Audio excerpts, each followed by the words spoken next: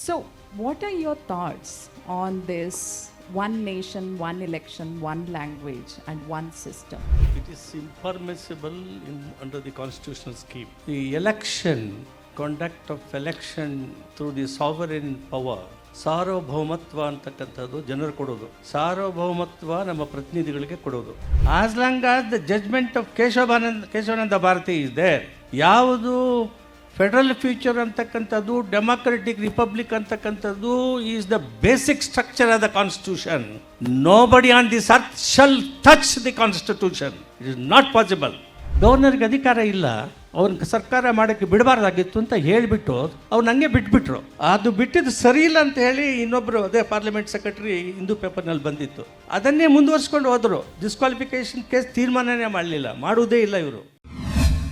ಈ ದಿನ .com ನಮ್ಮ ಕರ್ನಾಟಕ ನಡೆದ 50 ಹೆಜ್ಜೆ ಮುಂದಿನ ದಿಕ್ಕು ಎಂಬ ವಿಶೇಷ ಸಂಚಿಕೆಯನ್ನು ಹೊರತಂದಿದೆ. ಈ ವಿಶೇಷ ಸಂಚಿಕೆಯನ್ನು ಖರೀದಿಸೋಕೆ ಈ ಕೆಳಗೆ ಕಾಣಿಸ್ತಾ ಇರೋ ನಂಬರನ್ನು ಸಂಪರ್ಕಿಸಿ. ಇವರು ನಮ್ಮವರೇ, ಕರ್ನಾಟಕದವರು. ನಮ್ಮ ಕರ್ನಾಟಕದ ಹೈಕೋರ್ಟಲ್ಲಿ ನ್ಯಾಯಾಧೀಶರಾಗಿದ್ದರು. ಇವರ ಬಗ್ಗೆ ಒಂದು ವಿಶೇಷ ಆಸಕ್ತಿ ಅಂತ ಹೇಳಿದರೆ, ಇವರು ಜನಪರ ನ್ಯಾಯಾಧೀಶರು ಅಂತಲೇ ಹೇಳ್ಬೋದು. ಕಾರ್ಮಿಕ ಸಂಘಟನೆಗಳ ಪರವಾಗಿ, ಲೇಬರ್ ರೈಟ್ಸ್ ಪರವಾಗಿ ತುಂಬ ಒಂದು ಕಾಳಜಿಯಿಂದ ಇವರು ಹೋರಾಡಿದವರು.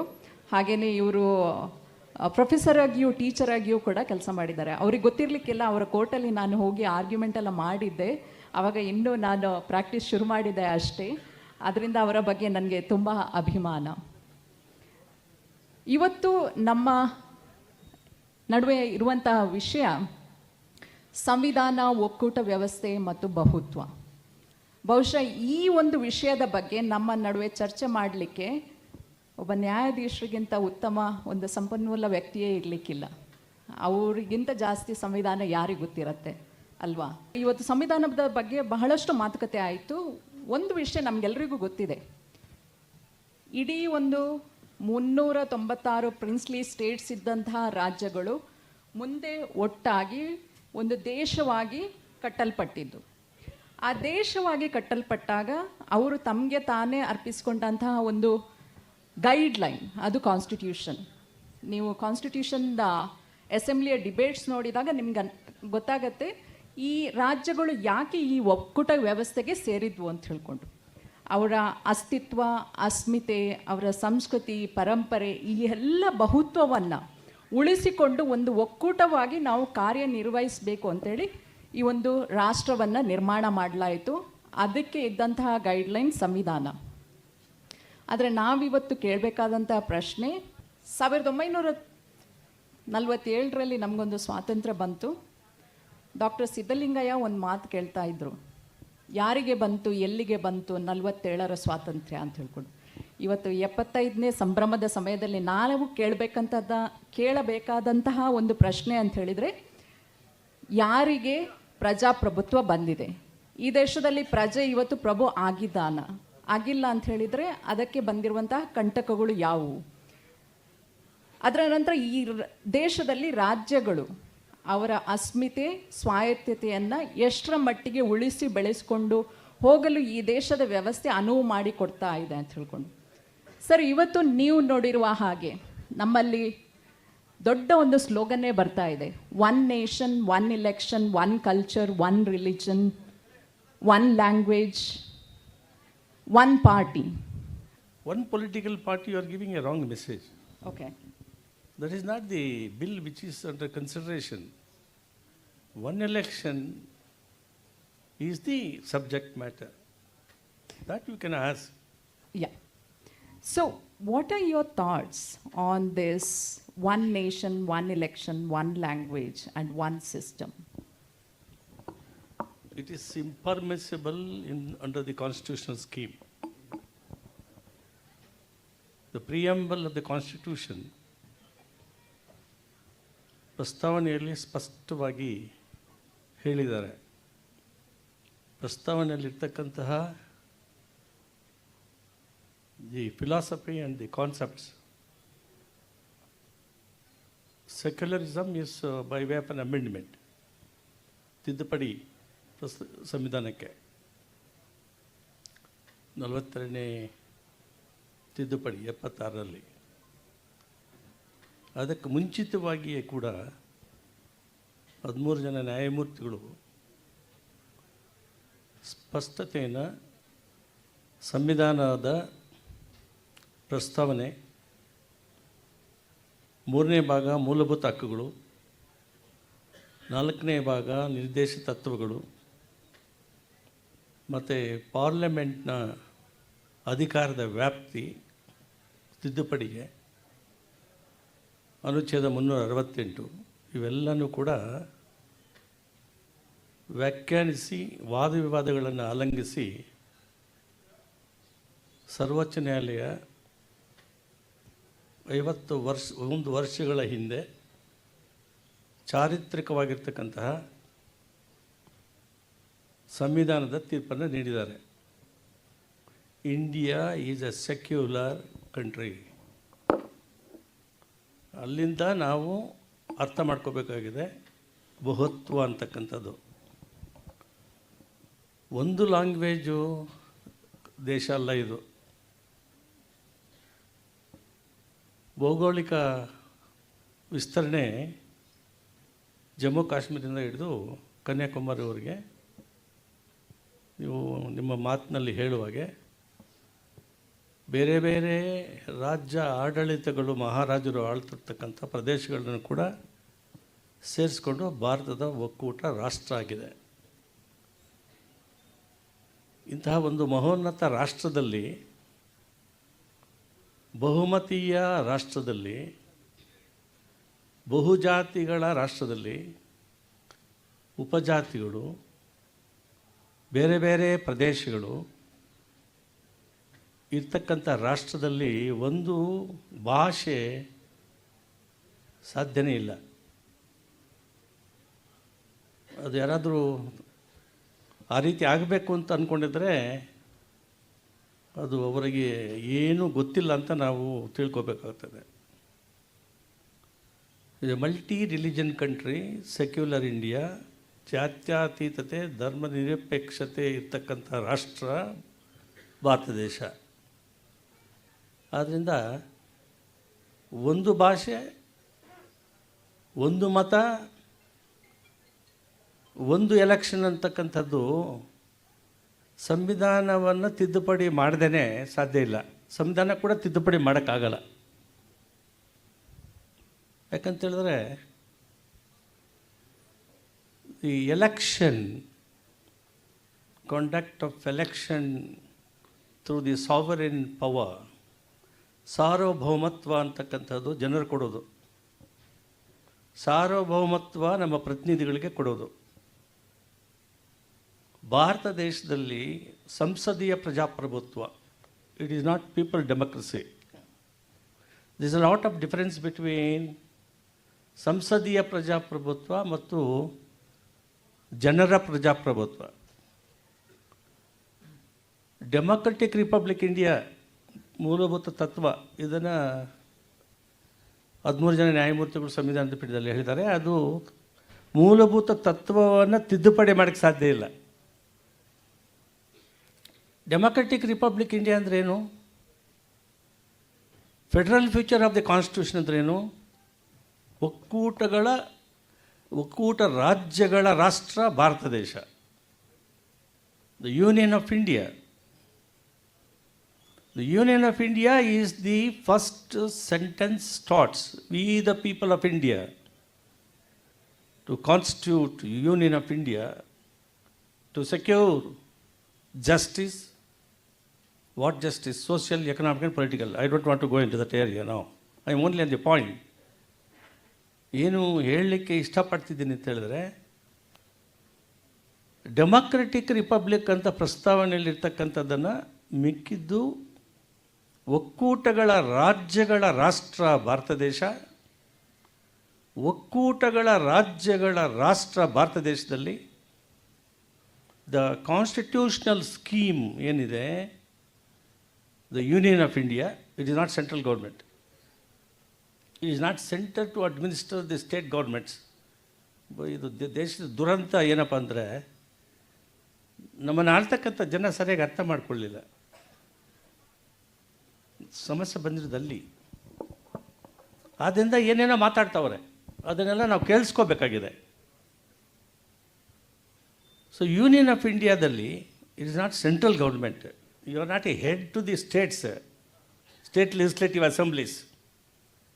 You are not subordinate to the parliament. But isn't it happening that way? That is different, madam. Happening, we should not allow to happen. What is happening, we should not allow. That's why the Sammelana conference like this is very important. ಸುಮ್ಮನೆ ಭಾಷಣ ಕೇಳ್ಕೊಂಡು ಹೊರಟೋಗ್ಬಿಟ್ರೆ, ನಾನು ಭಾಷಣ ಮಾಡಿ ಹೊರಟೋಗ್ಬಿಟ್ರೆ ಆಗಲ್ಲ. What is the next agenda for this Kannada planet? They have to check out. ಬರೀ ಭಾಷಣಗಳು ಹೊಡೆಯೋದಲ್ಲ, ಇನ್ನೇನು ನಾವು ಮಾಡ್ತಾ ಇದ್ದಾರೆ ಅದನ್ನೆಲ್ಲ ನಡೆಯಕ್ಕೆ ಬಿಡುವುದಲ್ಲ. ಬಿಡದೇ ಇರ್ತಕ್ಕಂಥದ್ದಕ್ಕೆ ಸಂಘಟನೆ ಮಾಡ್ತಕ್ಕಂಥದ್ದು ಬಹಳ ಇಂಪಾರ್ಟೆಂಟು. ಸಂವಿಧಾನನ ಮ್ಯುಟಿಲೇಟ್ ಮಾಡೋಕ್ಕಾಗಲ್ಲ. ಅದೇನೇ ಸುಪ್ರೀಂ ಕೋರ್ಟ್ನವ್ರು ಹೇಳಿರೋದು. As long as the judgement of Kesavananda Bharati is there. ಯಾವುದು ಫೆಡರಲ್ ಫ್ಯೂಚರ್ ಅಂತಕ್ಕಂಥದ್ದು, ಡೆಮಾಕ್ರೆಟಿಕ್ ರಿಪಬ್ಲಿಕ್ ಅಂತಕ್ಕಂಥದ್ದು is the basic structure of the constitution. Nobody on this earth shall touch the constitution. It is not possible. That's why the independence of India, the strong independence of India, the independent judiciary is very, very important. So That's ಆ independence judiciary ಇರುವವರೆಗೆ ಅದು ಆಗೋದಕ್ಕೆ ಸಾಧ್ಯ ಇಲ್ಲ. ನೀವು ಮಾಡಿದ ಕಾನೂನೆಲ್ಲ ಸಂವಿಧಾನಕ್ಕೆ ತಿದ್ದುಪಡಿ ಆದರೆ ಸಂವಿಧಾನಕ್ಕೆ ತಿದ್ದುಪಡಿ ಆಗೋದನ್ನೆಲ್ಲ ಒಡೆದಾಕಿಟ್ಟಿದ್ದೀವಿ ನಾವು, ಗೊತ್ತಾಯ್ತಾ?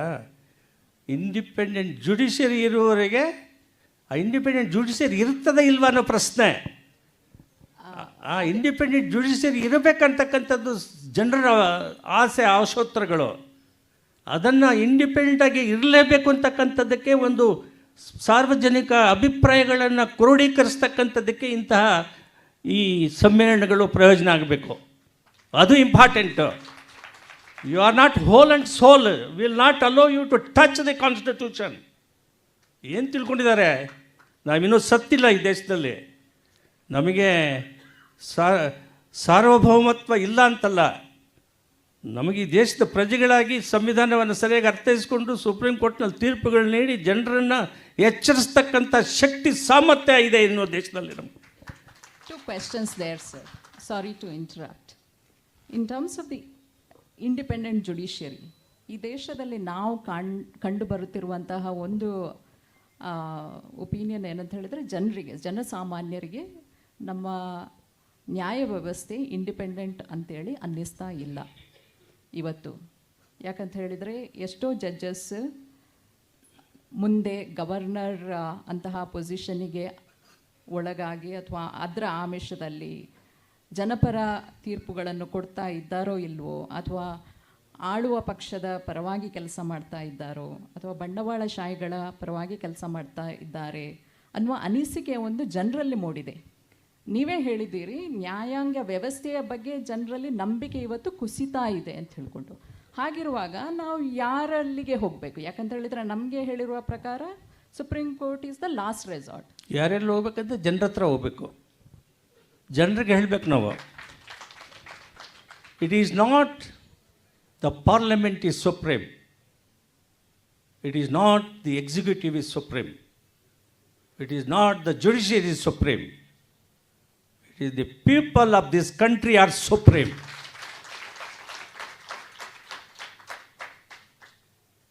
If there is a deviation in judgments, if they try to interpret contrary to the constitutional judgment and the constitutional philosophy and the concept, certainly people will not accept that judgment. I am telling. We are seeing judgments how the constitutional judgments are wrong. There are judgments, constitutional judgments are correct. So this Keshavananda Bharati judgment is correct. It is judgment, what you are telling is correct. ಸಾಮಾನ್ಯ ಜನರ ತಿಳುವಳಿಕೆ ಸಂವಿಧಾನಕ್ಕೆ ಗೊತ್ತೇ ಇಲ್ಲ, ಪ್ರಜಾಪ್ರಭುತ್ವ ಗೊತ್ತಿಲ್ಲ. ಸಂಸದೀಯ ಪ್ರಜಾಪ್ರಭುತ್ವಕ್ಕೂ ಪ್ರಜೆಗಳ ಪ್ರಜಾಪ್ರಭುತ್ವಕ್ಕೂ ವ್ಯತ್ಯಾಸ ಏನು ಅಂತ ಗೊತ್ತೇ ಇಲ್ಲ. 75 ವರ್ಷದ ಸಂಭ್ರಮ ಮಾಡ್ಕೊಳ್ತಿದ್ದೀವಿ ನಾವು, ಕೊಚ್ಕೊಳ್ತಿದ್ದೀವಿ. ಏನು ನಡೆದಿದೆ ಅಂತ ನಾವು ಹೇಳಬೇಕು ಜನರಿಗೆ ಗೊತ್ತಿದೆ, ಬಡತನದ ಬೇಗನೆ ಗೊತ್ತಿದೆ, ಅವ್ರಿಗೆಲ್ಲ ಅರ್ಥ ಆಗ್ತಾಯಿದೆ, ಒಳಗಡೆ ಕುದೀತಾ ಇದೆ, ಒಂದು ದಿವಸ ಬ್ಲಾಸ್ಟ್ ಆಗ್ತದೆ, ಅರ್ಥ ಮಾಡ್ಕೊಳ್ಳಿ. ಎತ್ತಿ ಸಮುದ್ರಕ್ಕೆ, ಅರಬ್ಬಿ ಸಮುದ್ರಕ್ಕೆ ಹಾಕ್ತಾರೆ ಇವನ್ನೆಲ್ಲರನ್ನು, ಆ ಸಂದರ್ಭ ಬರ್ತಾರೆ. ನಮ್ಮನ್ನು ಆಳ್ತಕ್ಕಂಥ ಎರಡು ರಾಜಕೀಯ ಪಕ್ಷಗಳಿವೆಯಲ್ಲ, ಆ ರಾಜಕೀಯ ಪಕ್ಷಗಳು ವ್ಯತ್ಯಾಸ ಇಲ್ಲ. ಇವತ್ತು ಇಲ್ಲಿ ಕೂತಿದ್ದಾರೆ ನಜೀರ್ ಅಹಮದ್ ಅವರು ಸ್ನೇಹಿತರು, ಏನು ವ್ಯತ್ಯಾಸ ಇಲ್ಲ, ನೋ ಡಿಫರೆನ್ಸ್ ಅಟ್ ಆಲ್. ಅವರು ಬಿಟ್ಟರು ಇವರು ಬಂದರು ಅಷ್ಟೇ. ಜನಪರವಾಗಿರ್ತಕ್ಕಂಥದ್ದು, yes, Congress government today you have done, I don't want to deviate the subject. Today you are right. People are thinking that judgments are not based on the constitutional interpretation. Judgments are not based on the constitutional precedents, which is binding under Article 141 on the Chief Justice of India, Divine the power. Prime Minister. Please listen. I will come to the power. I will come to you. All your answer. I will answer to you. You put the question. Thank you. The precedents, the constitutional interpretation, if they are varied, people are watching it. People are commenting today. The freedom of expression. People are not afraid of the Supreme Court contempt or the High Court contempt. People like me, people like Bargur Ramchandrappa, within the permissible limits, the constructive criticism of the judgment of the Supreme Court is being done today. You are right. Keeping in eye to become a gubernatorial post of a governorship, you write the judgment. People are aware of it. Yesterday I went to a function. A man who is running education institution was telling a gift is given to a person. I don't want to name the person.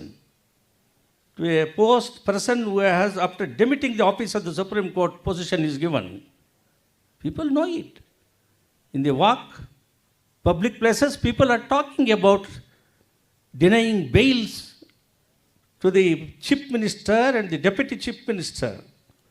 People are talking about implicating a chief minister in a false case. We are aware of it. People are aware of it. Don't be under the impression that people are not aware of it. If a judge is under the consideration, is under the impression, I am whole and soul. If you write patently illegal judgment is being criticized in the social media today. Judgment is coming in the live law. The judgment is coming in the bar and bench. These judgments are being pronounced in the print media and electronic media.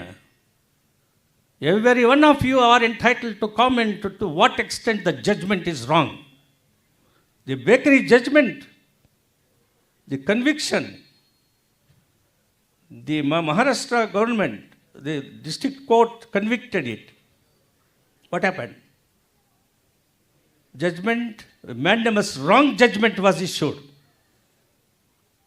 When a review petition was filed, contrary to section 432 of the Criminal Procedure Code, a review petition was filed. A review petition was dismissed. They were acquitted. State gave them remission, which has no power at all. It is the Maharashtra state government, that's the law. Flouted Supreme Court judges, we are aware of it. Hindu paper, the ex-parliament secretary, he has written about the judgment. The judgment is patently illegal. Judgment is contrary to statutory provision. Judgment is contrary to the binding precedent. He is a former secretary of the parliament. This is read by the people of the country. After the acquittal, 32 petition was filed by a lady like you and others. What happened? Acquittal was, the remission granted by the Gujarat High Court has been set at naught. Justice Nagaratna bench. That is the judgment of the Supreme Court. That is Supreme Court. The judgment or wrong judgments are corrected by the judges of the Supreme Court. They were not bound by the earlier judgment. Mandamus. They have examined independently. There are judges, the conscious judges, courageous judges, upholders of the constitution, upholders of the human rights, the people of this country. Understand? If the two judges have written a wrong judgment, patently illegal judgment, you are right, that may be a motivated judgment that was found fault with the same Supreme Court by another two judgment. A review petition was filed. The review petition was rejected. Understand? Another instance I'll tell you.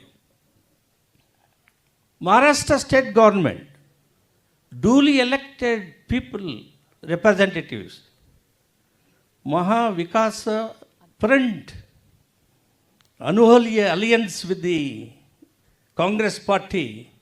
Yes, at that time they may be right, because they wanted to keep the other political party who is spreading the communal hating contrary to the constitutional mandate, the judgments, the people wish. Despite that, after 1.5 years, the ambitious, unethical politicians joined together. The money power, the power played them. They defected despite the 10th schedule. There the Supreme Court made observation. The governor was not right. Former Chief Justice bench, I don't want to name his name, he is retired now. He said, the governor split from the, what is that party? Huh? No, Mahavikasaka is the friend. That major party, what is? Shiva Sena. What is name? The leader? His name? Uddhay Thackeray. The another man offered, you will be made as the chief minister. Come back. So power, that's why I told. The true representative character is lacking in the people representatives under the sovereignty of this constitution. So they came. They had no authority to make a requisition under the judgments of the Supreme Court that to convene a meeting to get the mandate and offer to form a government. That bench has said the judgment. ಏನು ಹೇಳಿದ್ರು? ಗವರ್ನರ್ಗೆ ಅಧಿಕಾರ ಇಲ್ಲ, ಅವ್ರನ್ನ ಸರ್ಕಾರ ಮಾಡೋಕ್ಕೆ ಬಿಡಬಾರ್ದಾಗಿತ್ತು ಅಂತ ಹೇಳಿಬಿಟ್ಟು ಅವ್ರು ನನಗೆ ಬಿಟ್ಬಿಟ್ರು. ಅದು ಬಿಟ್ಟಿದ್ದು ಸರಿ ಇಲ್ಲ ಅಂತ ಹೇಳಿ ಇನ್ನೊಬ್ಬರು ಅದೇ ಪಾರ್ಲಿಮೆಂಟ್ ಸೆಕ್ರೆಟರಿ ಹಿಂದೂ ಪೇಪರ್ನಲ್ಲಿ ಬಂದಿತ್ತು. ಅದನ್ನೇ ಮುಂದುವರ್ಸ್ಕೊಂಡು ಹೋದರು. ಡಿಸ್ಕ್ವಾಲಿಫಿಕೇಷನ್ ಕೇಸ್ ತೀರ್ಮಾನನೇ ಮಾಡಲಿಲ್ಲ, ಮಾಡುವುದೇ ಇಲ್ಲ ಇವರು. ಸ್ಪೀಕರ್ ಹೇಳ್ತಾರೆ ನಮ್ಮ ಜಡ್ಜ್ಮೆಂಟ್ ಇದೆ 3 ತಿಂಗಳೊಳಗಡೆ ಮುಗಿಸ್ಬೇಕು ಅಂತ. ಅಸೆಂಬ್ಲಿ ಸ್ಪೀಕರ್ ಮಾಡಬೇಕಲ್ಲ, ಮಾಡೋಕ್ಕೆ ಬಿಡಬೇಕಲ್ಲ, ತಕ್ಕತ್ತಿರ್ಬೇಕಲ್ಲ. ಅದು ಸತ್ಸಂದ್ರ ಅಲ್ಲವಲ್ಲ ಅವರು. Therefore the judges and judges are there who have written bad judgments which we have led to this situation today. 75 ವರ್ಷದಲ್ಲಿ ಇನ್ನೂ ನಮಗೆ ಸಮಸ್ಯೆಗಳಿವೆ. ಏನು ಸಮಸ್ಯೆ? ಬಡತನದ ಸಮಸ್ಯೆ, ನಿರುದ್ಯೋಗದ ಸಮಸ್ಯೆ. ಅವರೇನೋ ಭಾಷಣದಲ್ಲಿ ಹೇಳ್ತಿದ್ದಲ್ಲ, ಟೆರರಿಸಮ್ ಅವೆಲ್ಲ ಹೇಳ್ತಾ ಇದ್ರಲ್ಲ, ಅವೆಲ್ಲ ಇವೆ, ಸಮಸ್ಯೆಗಳಿವೆ. ಆದ್ರೂ ಕೂಡ ಹೋಪ್ ಇದೆ. ಸಂವಿಧಾನ ಇರುವವರೆಗೆ, ಈ ದೇಶದ ಪ್ರಜೆಗಳು 140 ಕೋಟಿ ಜನಸಂಖ್ಯೆ ಇರುವವರೆಗೆ, ಯುವಕರು ಇರುವವರೆಗೆ, ರೈತರು ಇರುವವರಿಗೆ, ಹೆಣ್ಣುಮಕ್ಕಳು 50% ಇರುವವರಿಗೆ, ಅವನ್ನೆಲ್ಲ ಸಂಘಟನೆ ಮಾಡಿ ಅವನ್ನೆಲ್ಲ ಎಬ್ಬಿಸುವವರೆಗೆ ಈ ದೇಶದಲ್ಲಿ ಇನ್ನೂ ಭವಿಷ್ಯತ್ತಿದೆ ಅಂತ ನಾವು ತಿಳ್ಕೋಬೇಕು. ಅದನ್ನು ನಾವು ಕೆಲಸ ಮಾಡಬೇಕು. ಅದೇ ಇದ್ದಾರೆ. Black sheeps are there everywhere. I am not saying black sheeps are not there, but there are sensible people like you are there in the country. But ಅಂತಹ ಸೆನ್ಸಿಬಲ್ ಪೀಪಲಿಗೆ ಈ ದೇಶದಲ್ಲಿ ದೇಶದ್ರೋಹಿಗಳು ಅಂತೇಳಿ ಪಟ್ಟ ಕಟ್ಟಲಾಗ್ತಾ ಇದೆ, ಅವರನ್ನು ಜೈಲಿಗೆ ಇದು ಬಾಯಿಗೆ ಇದು ಅಸಂಸ್ಕೃತರಾಗಿ ನಾಗರಿಕರ ಸಮಾಜದಲ್ಲಿ ನಡ್ಕೊಳ್ತಾ ಇದ್ದಾರೆ ಅಂತ ಜನ ಇದು ನೋಡ್ತಾ ಇದ್ದಾರೆ, ವೀಕ್ಷಣೆ ಮಾಡ್ತಿದ್ದಾರೆ. ನೀವು ಲಾಯರ್, ನಾನು ಜಡ್ಜು, ನನ್ನ ಇತಿಮಿತಿಗಳಲ್ಲಿ ನಾನು ಮಾತಾಡಬೇಕು. ಇದು ಅಧಿಕಾರ ಇದೆ ಅಂತೇಳಿ, ಬಾಯಿ ಇದೆ ಅಂತೇಳಿ, ಮಾತಾಡ್ಬೋದು ಅಂತೇಳಿ ಏನೆಲ್ಲ ಮಾತಾಡಿದ್ರೆ ಅದು ಸ್ವೀಕಾರ ಮಾಡಲ್ಲಮ್ಮ ಜನರು. ಕೊಡ್ತಾರೆ. ಈ ಕ್ಯಾರಮ್ ಬೋರ್ಡ್ ಆಡ್ತಿದ್ದೀವಿ ನೀವು, ಸ್ಟ್ರೈಕ್ ಆದರೆ ಹಿಂದೆ ಬರ್ತದೆ, ಟಕ್ ಅಂತ ಬರ್ತದೆ, ಮುಖಕ್ಕೆ ಬರ್ತದೆ, ಹುಷಾರಾಗಿರಲಿ ಅವರು. ಅದು it is a phase, it is a transitory phase. I tell you. ಏನಂತ ಹೇಳಿದ್ರೆ ನೀವು ಪ್ರಶ್ನೆ ಮಾತಾಡಿದ್ರೆ ಆಂಟಿ ದೇಶೋದ್ಧಾರಕರು ಅಂತ. ಯಾರು ದೇಶ ಏನು ಡೆಫಿನೇಷನ್ ಅವ್ನಿಗೆ ಇವತ್ತು ಗೊತ್ತಿದೆಯಾ? ಅವ್ನ ಡೆಫಿನೇಷನ್ ಗೊತ್ತಿದ್ದು ದೇಶೋದ್ಧಾರಕರು ಅಂದರೆ ಅಲ್ಲಮ್ಮ. If we criticise the policies of a government, we criticise the judgement of a high court or the Supreme Court, how you will become a what is called ದೇಶದ್ರೋಹಿ, ಆಂಟಿ ನ್ಯಾಷನಲ್? ಏನು anti national definition? Anti national definition ಏನು? ಡೆಮೋಕ್ರಸಿಯಲ್ಲಿ as long as your criticism, ಏನು ಟೀಕೆ ಟಿಪ್ಪಣೆ ಪ್ರಜಾಪ್ರಭುತ್ವದ ವ್ಯವಸ್ಥೆಯಲ್ಲಿ, even in a proletarian dictator rule of a people's democracy, communist ಪಾರ್ಟಿಯಲ್ಲಿ ಅದು ಹೆಂಗೆ ಕೆಲಸ ಮಾಡ್ತದೆ ಗೊತ್ತಾ ನಿಮಗೆ? ಅಲ್ಲಿ ಕಮಿಟಿ ಒಂದು ಬ್ರ್ಯಾಂಚಿಂದ ಹಿಡ್ಕೊಂಡು ಪಾರ್ಲಿಮೆಂಟ್, ಅಲ್ಲಿ ಮೇಲೆ ಪಾಲಿಟಿ ಬ್ಯೂರೋ ಇರ್ತದಲ್ಲ, ಟೀಕೆ ಮಾಡಿ ಜಾನ್ನಿಕಾಲ್ ಮಾಡ್ತಾರೆ ಅವ್ರಿಗೆ. ಇದು the criticism is the basic tenet of democracy. Self criticism. If I have commit a mistake, Mahatma Gandhi ತಪ್ಪು ಮಾಡಿದ್ರು ಅಂತ ಹೇಳ್ತಾ ಇದ್ರು. That's why is Mahatma, is great. ನಾನು ಮಾಡಿದ್ದು ತಪ್ಪು ನೀವು ಹೇಳಿದ್ರೆ, ನಾನು ಗ್ರಹಿಸಿ ನಾನು ಮಾಡಿದ ತಪ್ಪು ಅಂತ ನಾನು ಒಪ್ಕೊಂಡ್ರೆ ಅದು ಒಳ್ಳೆಯ ಸಂಸ್ಕಾರ. ಒಂದು the people self criticism is also permissible. ಸರ್ಕಾರದ ನೀತಿಗಳನ್ನು, ಸರ್ಕಾರ ಕಾರ್ಯಕ್ರಮಗಳನ್ನು ಟೀಕೆ ಮಾಡ್ತಾ ಇರುವಾಗ, ಅಥವಾ ಒಂದು ರಾಜಕೀಯ ಪಕ್ಷದ ಪ್ರಣಾಳಿಕೆ ಜನವಿರೋಧಿ ಪ್ರಣಾಳಿಕೆ, ಸರ್ಕಾರದ ನೀತಿ ಜನವಿರೋಧಿ ನೀತಿ ಅಂತ ಹೇಳಿದಾಗ how will become A aunty national? Stupid ಅದು. ಅದೇ ಅದು ಹೇಳಬೇಕು. ಏನಕ್ಕೆ ಟೀಕೆ ಮಾಡ್ತೀವಿ? ಸರಿಪಡಿಸ್ಕೊಂಡು ಮುಂದೆ ಸರಿಯಾಗಿ ಹೋಗಿ ಆಡಳಿತ ನೀಡಿ ಅಂತ ಹೇಳೋದಕ್ಕೆ. ಅದು ಹೇಳಿದ್ರೆ ಆಂಟಿ ನ್ಯಾಷನಲ್ಲಾ? ಅದೆಲ್ಲ ಈ ರಿಪ್ರ್ಯಾಪ್ಸ್ ಅವರೆಲ್ಲ ಏನು ತಿಳ್ಕೊಳ್ದೆ, ಏನು ಗಂಧ ಗಾಳಿ ಗೊತ್ತಿಲ್ಲದೆ ಇರ್ತಕ್ಕಂಥವ್ರು ಆ ಮಾತು ಹೇಳೋದು. ಮತ್ತಷ್ಟು ವಿಶೇಷ ವಿಡಿಯೋಗಳನ್ನು ನೋಡಲು ಮತ್ತು ಹೊಸ ವಿಡಿಯೋಗಳ ಬಗ್ಗೆ ತಿಳಿಯಲು ಈ ದಿನ .com ಯೂಟ್ಯೂಬ್ ಚಾನೆಲ್ ಸಬ್ಸ್ಕ್ರೈಬ್ ಮಾಡಿ ಮತ್ತು ಬೆಲ್ ಐಕಾನ್ ಕ್ಲಿಕ್ ಮಾಡಿ.